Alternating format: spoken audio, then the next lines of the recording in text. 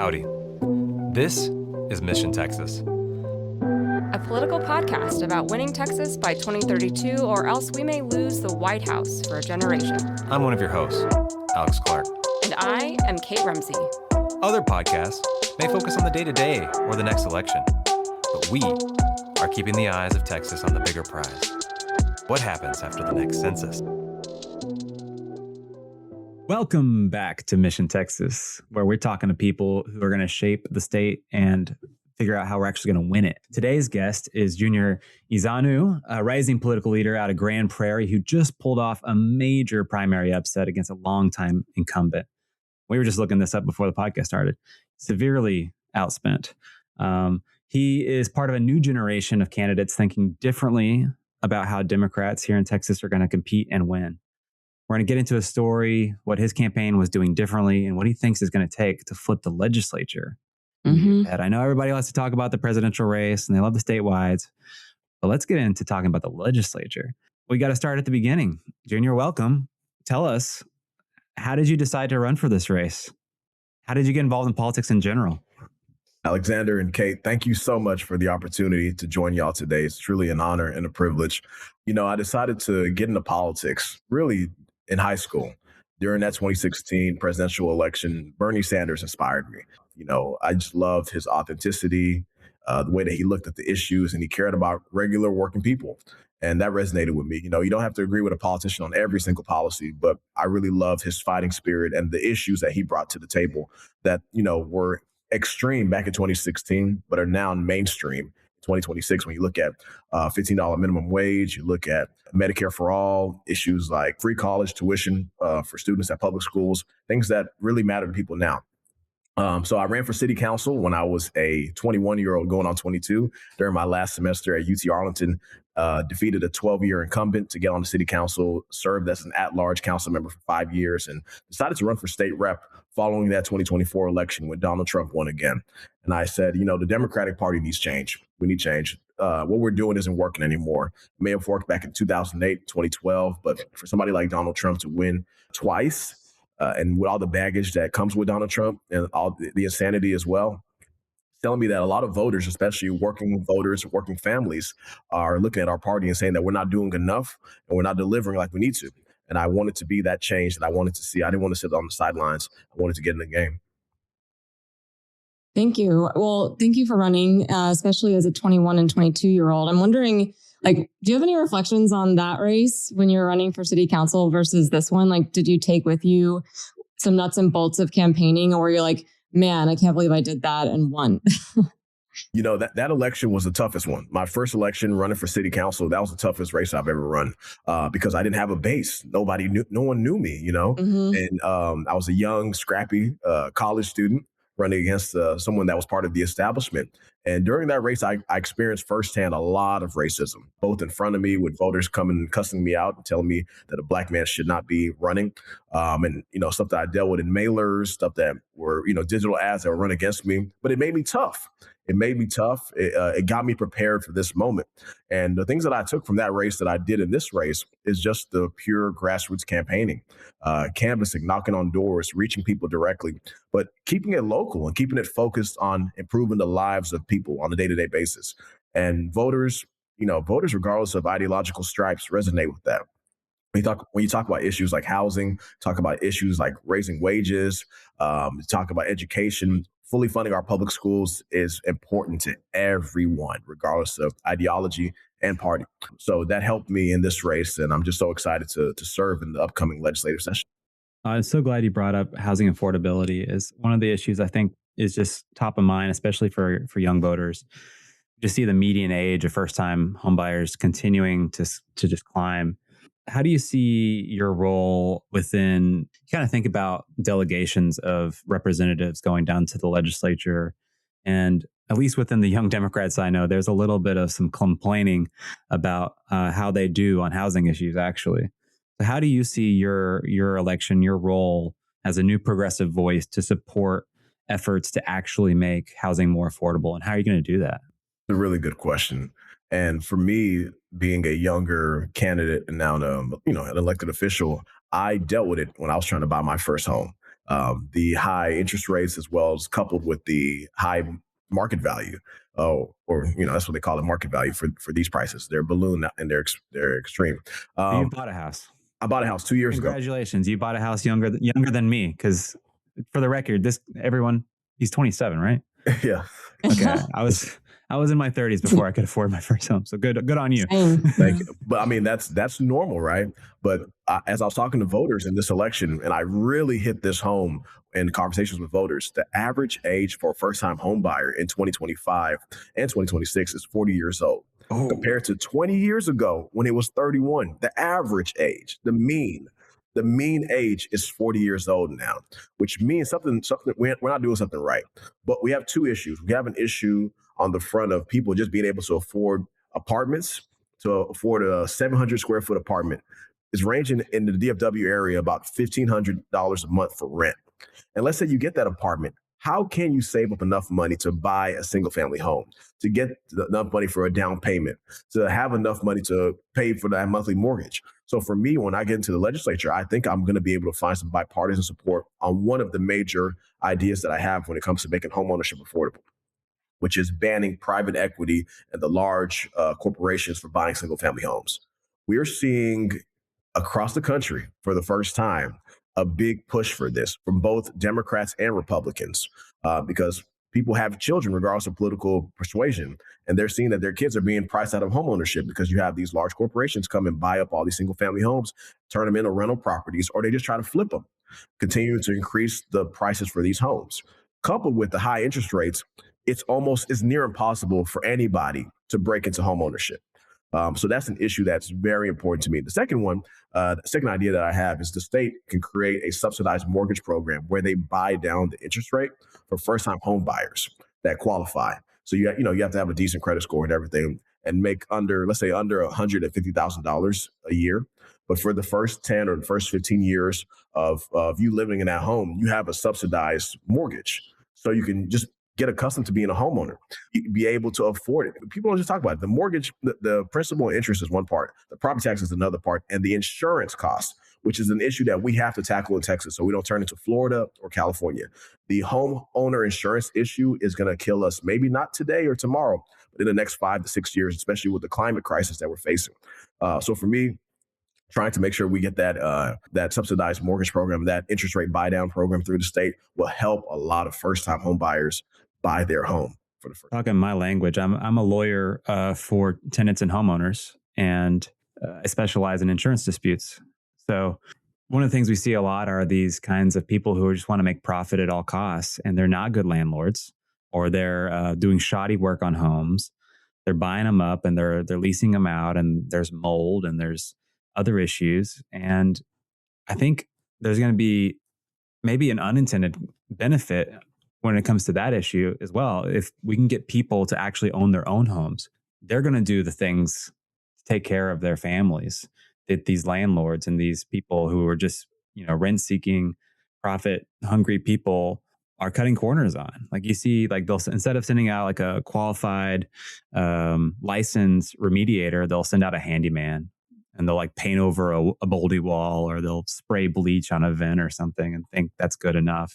So I'm glad you're going to tackle that. I wonder your experience though with some of the lobbying and like PACs that typically get involved in these races. I mentioned to you before we started recording that I ran in 2024, and I remember I met with the Realtors PAC. I met with the, whatever lobbies. And so I wonder, what do you think their role plays in a lot of these races that has prohibited us from being able to tackle those affordability issues? The lobby's strong. The lobby has a lot of power. They have a lot of power. And y'all might be the first podcast that I've said this on, but I didn't take any corporate PAC money in my race for state rep. And I've made a pledge after I got elected that I'm not taking any corporate PAC money throughout my time as serving as a state legislator. As crazy as it sounds, as radical as it sounds, just for me, that's been an ideological stance that I've held for years. So you come back from that Bernie Sanders progressive perspective, that's how I got into politics. So I'm not taking any money from them. But I do think the Realtors, their PAC and the different groups do have a sway in the state legislature. with some members more than likely. But I think there's areas that we can find compromise because I talk to realtors in the DFW area and they see the issue that we have when it comes to these corporations and these private equity firms buying up single family homes. There's a lot of good people out here that are realtors. They want to sell to families. They want to sell to individuals. They don't want to sell to corporations or multinational corporations that are just trying to throw people into homes and jack up the price every year to where it's unaffordable for a working class or middle class person. So I think there's areas for compromise and for solutions. I'm not sure where it is yet because I haven't served yet, but I'm sure we'll find something and hopefully find it in this upcoming session. Well, then can we go back to the nuts and bolts of your campaign? I mean, I want to step into your shoes a little bit. And you're a sitting city council member. You're taking on an incumbent, Chris Turner, who I know has served for a pretty long time and has strong name recognition. And I compare it only to what I know, which is when I ran. I was telling you before that I also ran in a seat that is considered safely blue or leans blue. I also ran against somebody who was known in the community, who she's a friend now, Cassandra, so shout out to her. But I was very unknown. I mean, unlike maybe you had a bit more name recognition, but I found that it was difficult to get people interested in my race in the primary because hard to raise money because people were focused on flipping races. And it was also hard to get people to want to volunteer in the community because they didn't know who I was, who I were. And then also to go up against somebody who was perceived to be supported by the incumbent. So I'm wondering, did you have the same issues and how did you clearly you surmounted it more than me. You went up against an incumbent. Yeah, I had a lot of the same issues. It was difficult. It was very difficult because Chris, he's a good man. And he was there. He had served for 16 years. Well, 15 years at the time. 16 years by the time his term is up in January. And a lot of people that had supported me in the past supported him. So there's a lot of folks that said, Junior, I love you, but I can't give you any money this time when you're running for state rep. I had a friend of mine who told me when I told him I was running against Chris, he was like, Junior, I love you, but I'm going to double my donation to Chris so he beats you. And I told him, I said, well, brother, I'll be back here next year coming to collect whatever you gave him. I'm going to double that. Exactly. Double that. So it was very difficult to fundraise. I only raised about $100,000 because a lot of people just wanted to stay out, and some would just support the incumbent. They've known him longer than they've known me. I had only been elected for about 5 years. I barely got any endorsements from individuals, elected officials, as well as organizations. I got maybe 3 or 4 organization endorsements and maybe 10 elected officials that endorsed me. So it was very challenging. But the advantage that I had that Kate, you did not have, was that I had served as a city council member that gave me some name ID within my district, especially on the Grand Prairie side. But also, folks don't realize this. I grew up in South Arlington before I moved to Grand Prairie. So all of my schooling from pre-K to high school was done in Arlington ISD, which is in my district. And then I went to UTA, which was in my district as well. So I did have relationships with a lot of people that weren't, they're not traditionally primary voters, but they're going to come out to vote at the primary because I'm on the ballot and because I reached out to them. So that helped me significantly, just being deeply rooted in the community. I'll give you one more example, or 2 examples. I worked at Kroger. Kroger was my very first job. I was a cart pusher, grocery bagger when I was 17 years old. Several of my colleagues from when I was working at Kroger came out to vote with me and would take pictures and say, dude, I haven't seen you in 10 years, but I remember you at Kroger. It was so cool. Cool. That. And then one last lady that I met at the polls, she said, you don't remember me, but we worked together at JCPenney. I worked at JCPenney when I was in college as a cashier. She was like, dude, I'm so proud of you. I'm so proud of you. She said, you look exactly the same. I had longer hair. I had more hair. I didn't really have this back in my college days. The beard. I didn't have that back then. So it was just so cool. And that was a major advantage, just being truly grounded in my community and being someone that was literally raised there from the age of 2 to now. So that helped me out significantly. Well, you're joining the legislature. You're going to be a new voice. You're going to provide a lot of energy. You're going to provide what you've described as a spark before, as I first learned about you on the 817 pod. But even for those of us who really have been excited to watch you run and are glad that you won, one of the things I continue to hear a little bit of tension, a little bit of worry about is that Chris Turner, for whatever faults you might have with him, that he was kind of a go-to source for members on fundraising to help them with that he was kind of almost like a labor guru to help them have a better chance of success in getting certain pieces of labor-related legislation through the House. What do you see as your job to kind of allay those concerns that, you're going to be able, now that you're the elected, you'll be able to provide fundraising support to help flip the legislature. You'll be able to help shepherd labor legislation as a champion through the House. Definitely. It's a great question. I think at the very beginning, it's going to, be a challenge when it comes to being able to help fundraise significantly for other members. That's something I'm just going to have to grow into and get better at. And I think as I have more time underneath me while serving in the State House, I'll build relationships, not just with labor, but other organizations to help our progressive champions win these competitive districts, win these competitive races. So I'm going to prioritize that. Having a safer, bluer seat gives you the latitude and the flexibility to go help other people get elected. And that's what I spend time doing, even without just fundraising, helping people create their field plans, helping them get volunteers and canvassers and staff to help them win these elections. And I'm doing that right now in several races in Tarrant County, especially. So that's one aspect. The other aspect, when it comes to helping members with labor legislation, when I get down there, we're going to work on that. We will definitely work on that. I'm someone that's always been a core supporter of labor while serving as a city council member. Labor built this country, and we're here. We are where we are right now because of labor, because of their valiant efforts and fights during the 19th and 20th centuries. That's how we got to where we are now. So labor has my backing, and once I get down there, I'm sure I'll be able to help shepherd some of the bills through and support the work that they do. Well, you figured out a way to raise the minimum wage for city employees, right? Thank you. So I'm gonna brag about that for a little bit. Yes. You're welcome. I did my homework. Okay, I appreciate it. I love it. It was my second year on council, and we were discussing this with the city manager at the time and some of my council members. And I said, guys, I know it sounds crazy to y'all because this young progressive Black kid is on this council now, but we need to get this minimum wage up for all city employees. For part-time city employees, $15 an hour. For full-time city employees, $17.82 an hour. That was crucial to me because when it comes to the part-time city employees, these are your college students, your high school students, your younger people that are working their first job at the rec center, or at the library, or at the golf club, or wherever. And you want them to have enough money that they're able to pay for their books or to save up for their tuition. We don't have tuition-free college yet in Texas for public schools, but for several things to put them in a position where they'll do well. My first job as a 17-year-old, I was making $7.55 an hour. As a 18, 19, and 20-year-old working at JCPenney, I was making $9 an hour. So for me, I know what I went through just to pay for my books at UTA and take out loans for my education. I wanted to help them have a better opportunity to make it in this new economy too, especially with inflation going up. People need to earn more to match the inflation.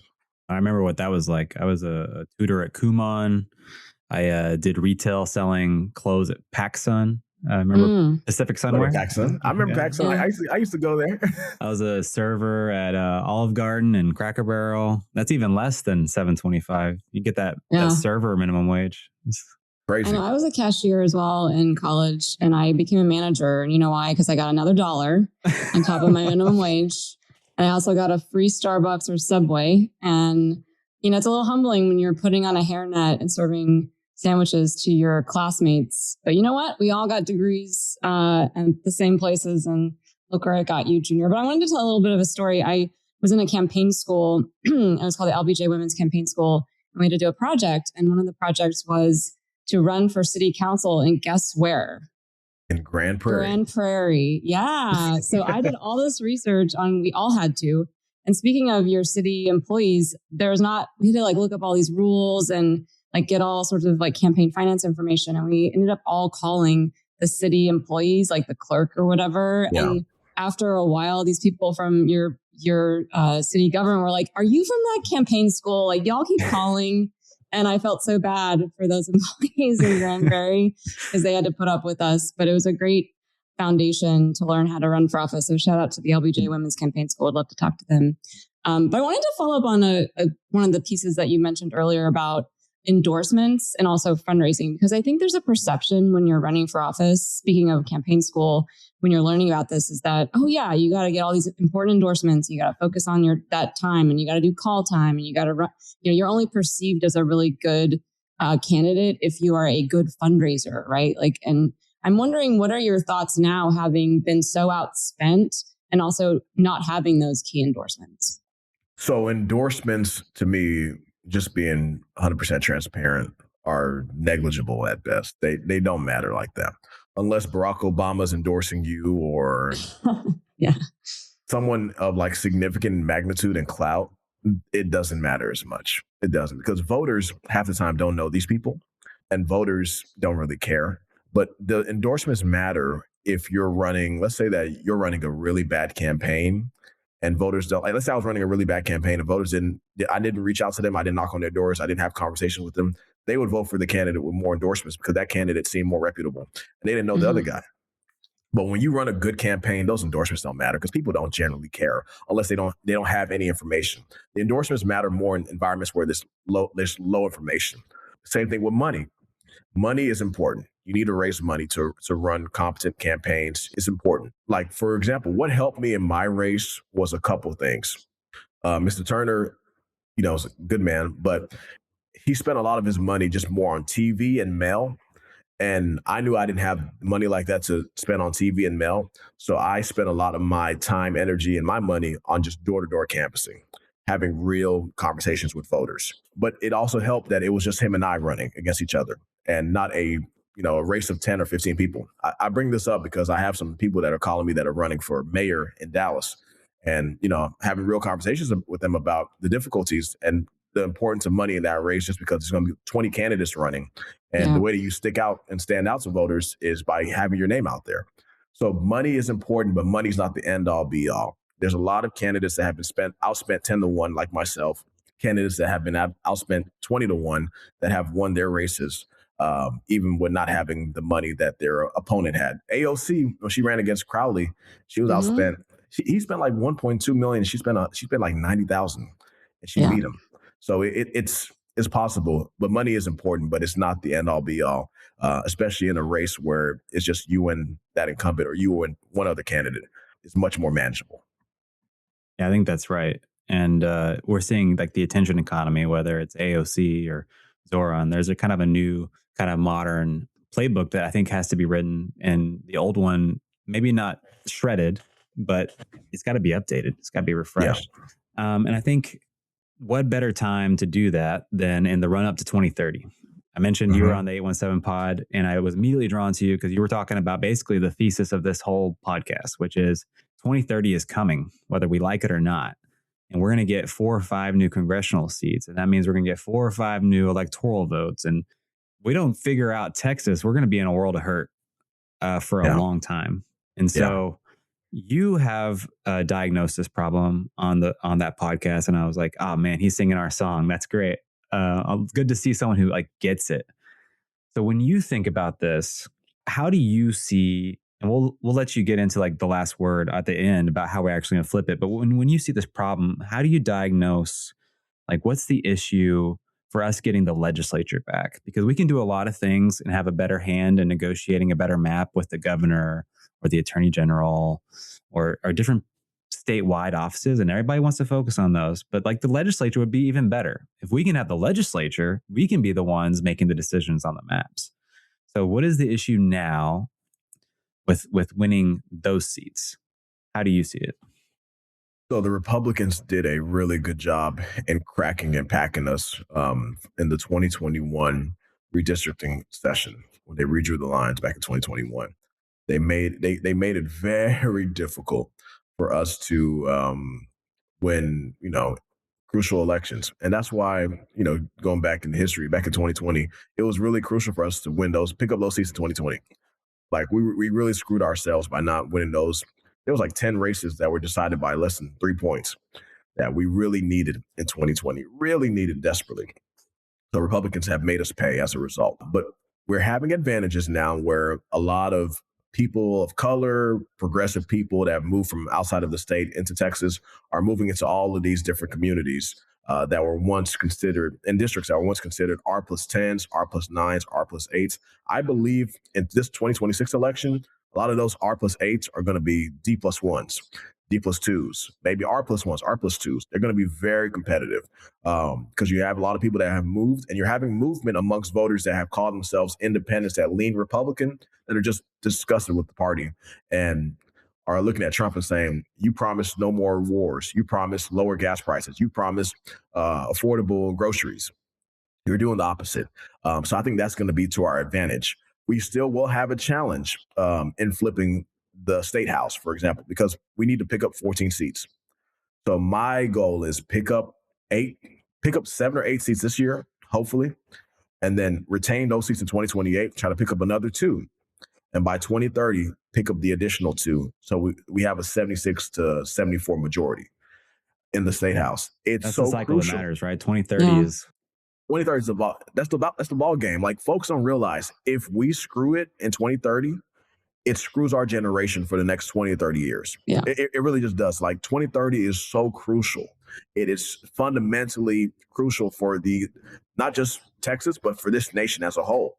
Mm-hmm. Like you said, in 2031, we're going to do the redistricting again, and Texas is going to pick up at least 4 seats, maybe 5.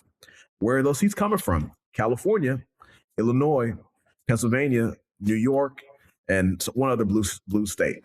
It's all coming from blue states, which means that we have to be able to draw somewhat fair maps, and you have no ability to negotiate with the Republicans if you don't got the state house, if you don't have the state senate, or you don't have the governorship. You got to have at least one of those 3, or the lieutenant governor. You have to have one of those 4.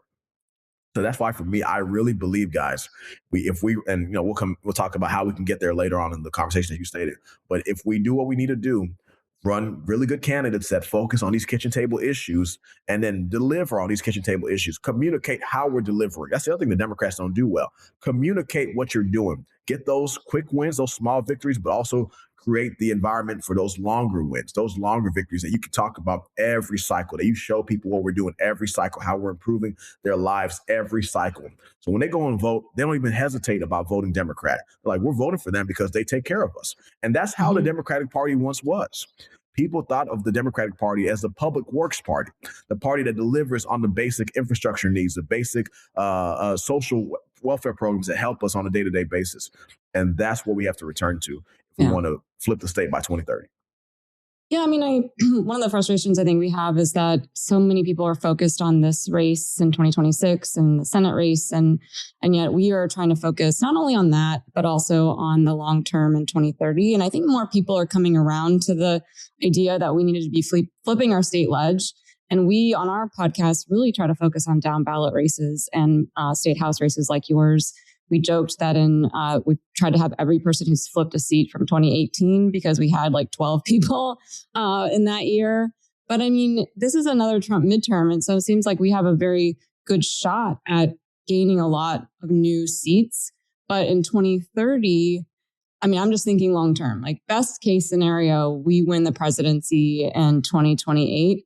And then it'll be our midterm. And then, you fear that because that's when typically the pendulum swings the other way. And so I'm wondering, like, how do you think that? And I do know, having listened to you on other podcasts, that you, by trade, you're a consultant, you do a lot of data. And so, I'm wondering, what are your thoughts on that as we head into those races? And also, how do we get people to focus on this? Because even donors, activists, people that we all know, I feel like just are not thinking about this in the long term and are still just so captivated by the Senate race. Short-term investors. Yeah, what are your long-term plays? Yeah. Exactly. Something that you just said does keep me up at night and worries me. And it's the fact that in 2028, by the grace of God, we're going to win the presidency. But then in 2030, the year that we really need is going to screw it. And that's why the 2024 election was really do or die for the future of the country. Because if Kamala Harris won in 2024 and then 2028, who knows what happens? We could at least go and bounce back to 2030. But we have to take back the presidency in 2028. And unfortunately, it will make it difficult in 2030. It's not impossible, though, but it will make it difficult. And the reason I say it's not impossible is Biden was president in 2022 when we had a really good cycle. In Texas, we didn't have a good cycle, but nationally, we had a good cycle in 2022, and it was post Roe v. and overturn, so that played a part too. And just like some historically terrible candidates that they had chosen. Yes, they had chosen Trump's sycophants. Herschel Walker and Dr. Oz. Oh, that's right. Carrie Lake. Carrie Lake. Oh, my God. There's like 3 senators right there. They should have probably had that cycle. They should have flipped. But, shout out to them for picking their extremes and their, not even just extremes, just their crazies. Thank you, Republicans, for picking your crazies and allowing us to win those races. So to your question about how we can have people shift their focus to worry about the long-term ramifications of Texas and the importance of us winning in 2030, it's difficult because so many people are captivated by this 2026 Senate race, which hopefully we win. It's hard to shift their brains to 2030. And what really is going to annoy me is this. We do really well in 2026. We pick up 8 or 9 seats in the state house. And then in 2028, all the donors poured their money into Texas in 2028, when they should have poured their money to Texas in 2026 to help us flip 10, 12, or 14 seats. This is the moment in the year where we can pick up those seats and then worry about retainment in 2028. Instead of picking up only 8 this year and then trying to hold seats in 2028 and pick up a couple seats. This is the year we should be going all in on the state ledge. Yeah. Yep. Well, I think winning anything statewide this year is going to be so important, not only internally for our own morale. I think Texas Democrats are some of the most pessimistic Democrats in the entire country. There's really no explanation I've been able to come around to is more compelling for why we have not been able to elect somebody statewide for longer than any other state party in the country, other than we just convince ourselves that it's not going to happen before we've even really tried. So I think it'll be important for morale, but I also think from an external perspective, we're just talking about like donors from other states pouring money in. Like, I think it'll be a proof point. Like, it can happen.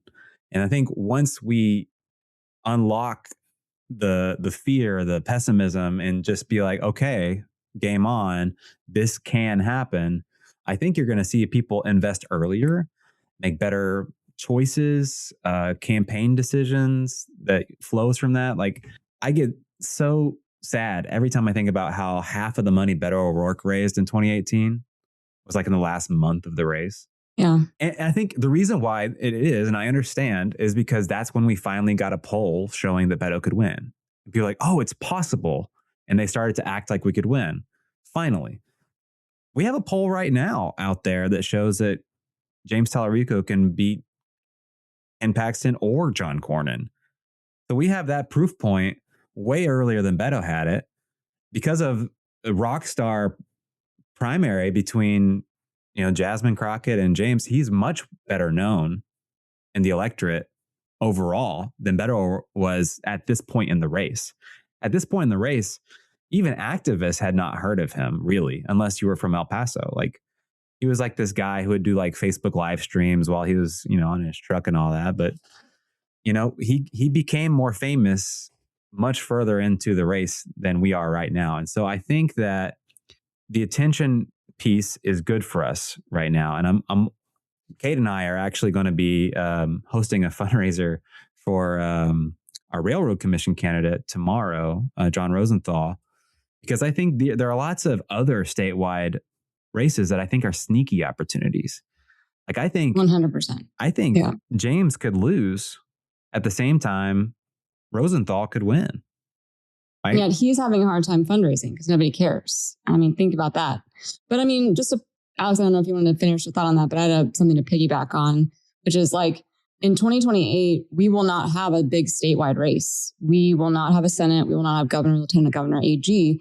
And so I'm wondering, is that the opportunity to convince all of our donors and all volunteers who need to channel their energy somewhere to really invest in our ledge races and help you turn out those, flip those seats across the state. I mean, I just think it's such a great opportunity for us to say, stop funneling your money maybe to the national party or to the presidential race, but really reinvest here.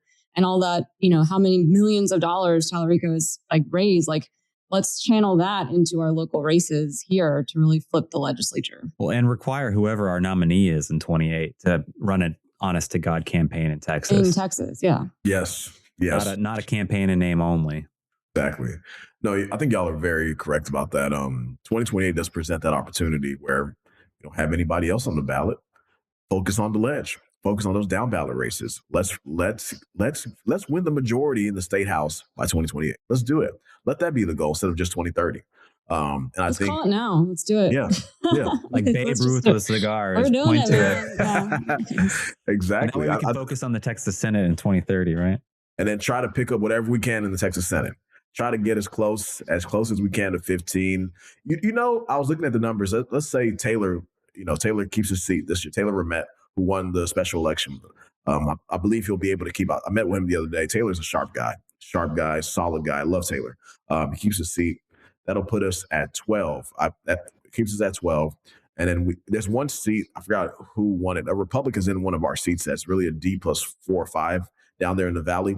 We can win that seat back by 2028. I really think we can. We just got to pick up 3 more seats to take the majority in the state house. In the state Senate. We just need 3 more seats. 3 more.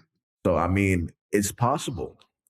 If we do our job, it's literally, there's nothing impossible. At one point, Texas had a progressive Democratic senator back in the 60s. What was his name? Ralph Yarborough? Yarborough, yeah. Yeah. This is back in the 60s. Guys, it's possible. But we have to believe in it and put in the work.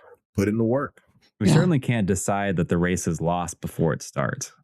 Exactly. People like to say, like, oh, if only we had Ann Richards. Like, Ann Richards wasn't supposed to win that race. She won that race because her opponent went on TV and made a rape joke. Yep. This is a little bit of education for our listeners. You should go look it up. This guy, Clayton Williams, he goes on TV and says, it's like the rain. If it's going to happen, why don't you lay back and enjoy it? And that was the kind of thing that meant you didn't get elected. Now it means you're the president. I don't know. Yeah. Yeah. How far we've gone in the wrong direction. Yeah. Well, before we go into our last segments, I wanted to ask you a little bit about reflections from the primary. I know you were connected to the Jasmine Crockett campaign and now with James Tallarico. I was reading a Reuters article came out today about James Tallarico and how he needs to work with Black voters and Black communities. And I'm wondering, what would be your recommendations on what you think that his campaign should be doing? And in that article, he was saying, we're going to Houston, we're going to Dallas, we're going to Sand Branch, I believe is the name of the city that doesn't have water, and they're talking to Black church communities.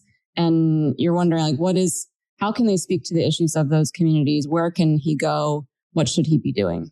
Yeah, so I met James about 3 weeks ago, like a week and a half after the primary. And I told James, I said, James, I supported Jasmine in the primary. I'm a big Jasmine Crockett supporter, and she's helped me since I first ran for city council, and I've known her.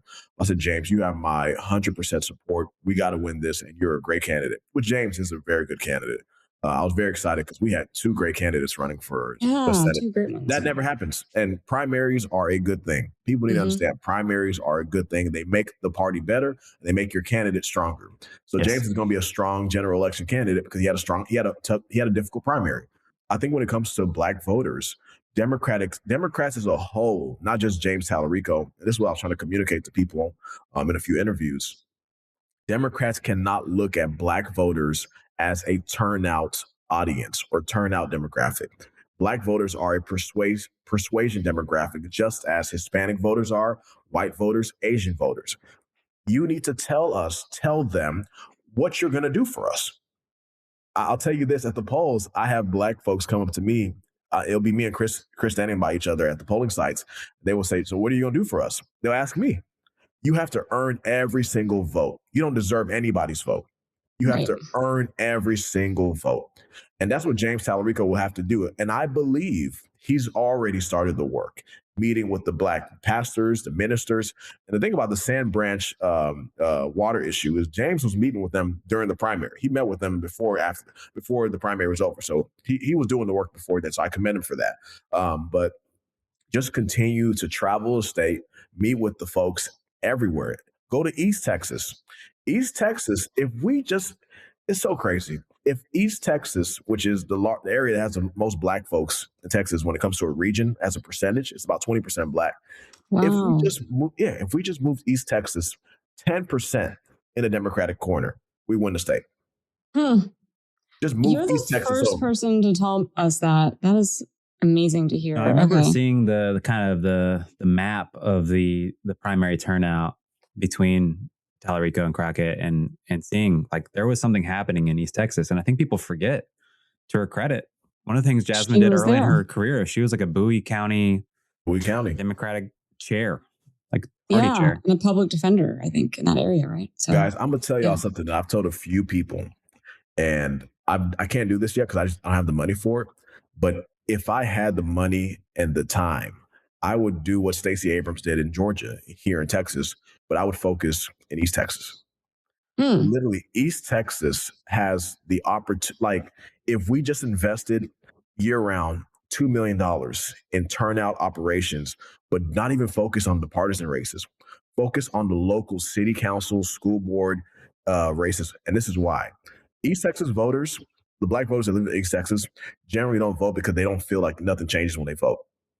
Said that my life is going to be, what it is, whether I vote or don't vote. So they've given up on voting.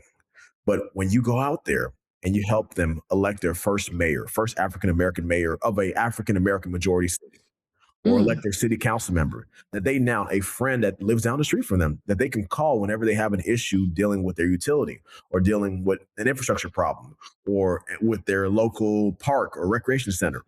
They now see, wait, my vote matters. And it only took 200 of us to vote, because it's a really, proof point. yeah. So people now become habitual voters that no longer just vote, for the local races. They're going to go, when you come and knock on their door, ask them to vote for a Democrat for Congress or a Democrat for the state house. They will come out and vote now. Literally, East Texas could change our state, but it needs the right amount of investment, right amount of attention, right amount of infrastructure just to be built to help us flip the state. We could flip Texas along with just East Texas. Wow. That's a long-term play. that's a long-term play. We're going to get you money, Junior. You're our next fundraiser here on Mission Texas. So we're going to do it. Well, yeah. And to be clear, Stacey Abrams, I think, is on our list of like dream podcast guests, because she's exactly the kind of person we want to talk to about how you actually move the needle. Yeah. So I love that. Thank you for sharing that. Let me ask you a slightly different question. And we talked about, I think it was before we started the recording, it was like the kinds of people we reach out to grow the tent. Now, I was saying that I think you can do both, because you had mentioned third way types. And my friend who works for the third way actually was just saying how excited he is that you're going to do work on housing. And so I think there's a way for you can do both. But how do you think about like balancing like the appeal to the more progressive populist base with also kind of people who we know are part of the electorate but might be persuadable? Again, we're not talking about like going after MAGA Republicans. If you voted for Donald Trump, 3 times in a row, you're probably not our target audience. But like the people who self-identify as independent and, like you said, are now disgusted. How do we balance those things? Is there a way to do both? Definitely. I think that was an advantage that I had on the city council, because when I ran, a lot of people didn't support me because they said he's a radical, he's too liberal. And then they saw me when I governed. They said, wait, he's a reasonable guy. I ended up winning over a lot, it's a nonpartisan race, but I ended up winning over a lot of people that were Republicans or just moderates. Even had a lady, older African-American lady, walk up to me one day. She said, Junior, why do you call yourself a progressive? Whenever I talk to you, you're so normal and so rational. I said, progressive politics is rational and normal. It just, just the caricature that you see online confuses you. So I think the way that we do that is we need to be culturally, in the way that we speak to people, culturally normy. Like, just be a normal, regular person. But talk about these progressive issues in a way that it connects with people on a personal day-to-day way, right? So when I talk about housing, I don't use language that is, political jargon or political nomenclature that regular people just won't understand. I talk about you just need to be able to afford your home. You have a child that grew up in this neighborhood that is now 25, that's looking to get, has their first, got a good job, but just can't afford to buy a house in the neighborhood or in the city that they grew up in. That's a problem. That's not right. And no matter who you are, when you hear that, you're like, yeah, I want my kid to be able, if my kid wants to live in Grand Prairie or live in Arlington, they should be able to live there, and not have to look to live in Waxahachie, which is not even as affordable as much as it was before. But like, they don't have to look 30 minutes outward to find a place to live. When you speak like that, talk about wages. Tell people, hey, inflation is up. Inflation is up. The last time the minimum wage was raised in Texas was '09 when the federal government did it. And inflation is up 51%. And you talk to folks and say, I believe you deserve a pay increase to keep up with inflation. Yeah. Like, that doesn't sound too radical. Yeah. That's true. I do deserve a wage adjustment to keep up with inflation. So I think, just be culturally normal and culturally normie in how we talk about these issues, but maintain your progressive perspective. And when you do that, I think you're bridging the gap. Because sometimes on our side, as a lefty, we say things that just sound crazy in how we deliver it. But the policy is good. The policy, I'll tell you this, the policy is centrist when you think about everybody in the country. Everyone supports higher wages. We all support affordable homeownership and affordable housing. We all want our kids to go to good public schools. Everybody does. Republicans, Democrats, doesn't matter. Everyone does. How are we telling these stories and connecting the dots for regular people?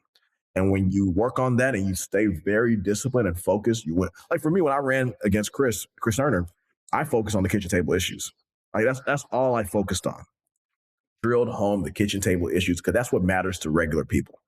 That's what they care about. They don't care about all the big political party talk about this, that. They don't care about that. How are you going to make sure? How are you going to help me afford my house with these high interest rates? How are you going to help me afford to put my kid through college? Just the basics. I agree with you. Like how you communicate matters. Yeah, we as lawyers know that. We are in front of juries, right? Yeah. Yeah, like unhoused versus homeless. There's some truth to that. Yeah, talking like a normal person. Yeah, like Zoran is like relentless in just showing that government works. Like, I'm going to fill those potholes. I will help you get the ice off the streets, and we will be relentless in that government does work for you, and it can help you in your everyday life. Y'all seen those DNC memes? Which one? About Zoran, where he's like holes filled. There's like really suggestive. Oh yeah, I've seen that. I've seen that. Yeah. I've seen. Thanks for bringing that up, Alex. Hey, it's for the content. The PG podcast. Someone at the DNC knows exactly what they're doing, and it is funny. It is funny. No, but that right there, that's the engagement though. For the attention economy, that connects with people, like regular people that are, they don't really care about politics like that. They see that, they're like, what are you talking about? It at least makes you scroll a little slower. Like, wait a minute. Exactly. What's going on now? Exactly. Yeah. It's effective. It is suggestive, but it is effective. What else is effective, I think, is that Republicans are really good at getting their good news out. They are good at spreading their gospel. They have their story. They're all singing from the same sheet of music. And I think Democrats, we're a little shy. We're not as evangelical. We don't spread our good news. So something we like to do here on the podcast is get into the habit of that. Just flex that muscle. So what is something from your life, Junior? Something personally or professionally, other than the fact that you just won this primary, that is good news, so good that you just got to share it. Alexander, I'm glad that you bring this up because Democrats suck at tooting their own horn. Yeah. And in politics, you have to toot your own horn. Toot. While I was serving as a city council member, I don't care if I tied my shoes today. I'm going to take a picture. I'm going to post it on social media and say, this is what I did. Because if you don't tell voters what you're doing, they don't think you're doing anything. Mm-hmm. And this tool right here is the greatest tool to allow us to get our message out without having to go to the media. Yeah. You tell your story. You sell it to people, let people know what you're doing. So for me, my good news is this. While serving as a city council member, there was something that we did that I was very proud of. Grand Prairie is not part of DART, so we don't have any major public transportation system. So in my second year as a council member, we created something called Via Grand Prairie, which is a ride share system that allowed our residents to get around town for $3 a ride anywhere in the city. But also, if you're a college student, it'll take you to nearby universities like UTA, Dallas Baptist University, TCC Southeast Campus, Mountain View campus within Dallas College for $3 a ride. Via averages about 13,000 rides every month, 16-minute wait time, and has helped bridge the gap for so many working people and working families. 70% of the people that ride Via, in the surveys tell us if Via didn't exist, I would struggle to get to school or get to work. Because the average income for a Via rider is $45,000 a year. So for me now, that's my good news. Now moving to the state ledge, I'm a transit enthusiast because I know what's possible when our communities are connected and people are able to move around Mhm. at an affordable rate, but also in an efficient manner. What it does for climate change, reducing our greenhouse gas emissions. There's so much that can be done with good transportation policy. Please tell me you're going to give me this bullet train between the Texas Triangle that I've been Yes, promised. please. Yeah. It's been I promised. want to go to San Antonio for dinner and be back in bed. Yes. Yeah. Do you know how amazing that sounds? It sounds incredible. I have very good friends in San Antonio and Austin and in Houston, and I want to go see them, and I want to be back to lay my head down in my own bed.